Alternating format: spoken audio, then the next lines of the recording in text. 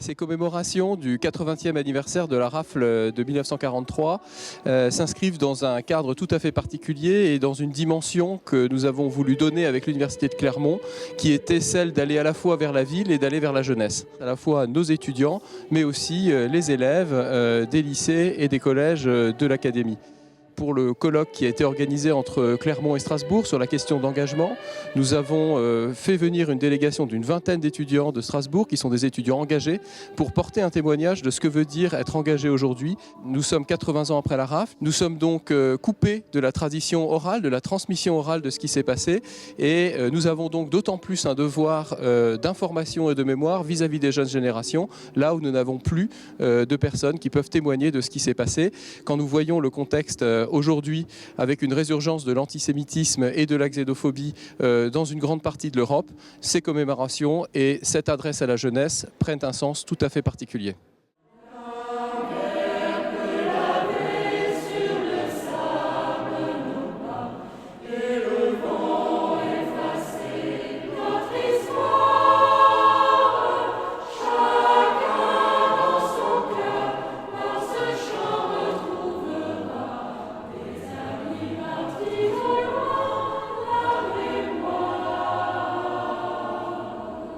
Marie-Josée Thielhart, étudiante en droit.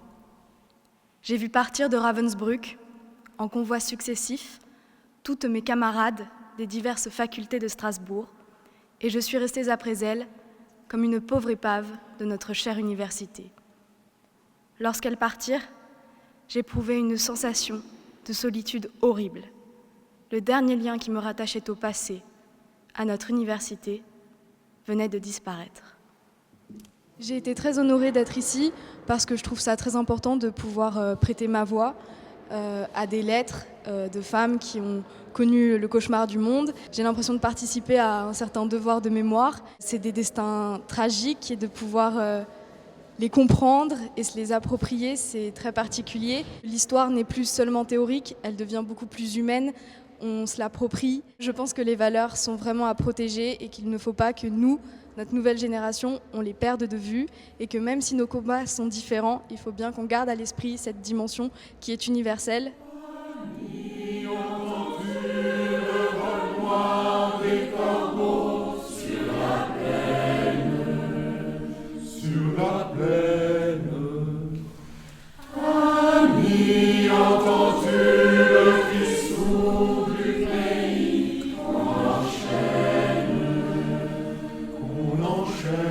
Chaque année, depuis quelques années, j'accompagnais mon père ici.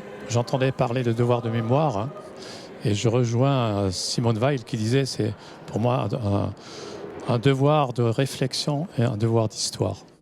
Le passé, il faut le rappeler, mais pour les vivants.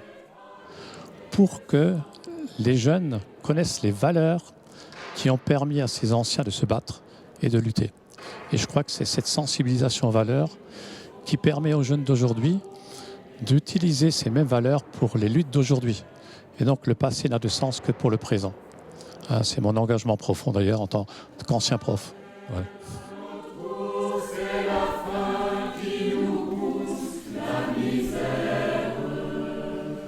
La misère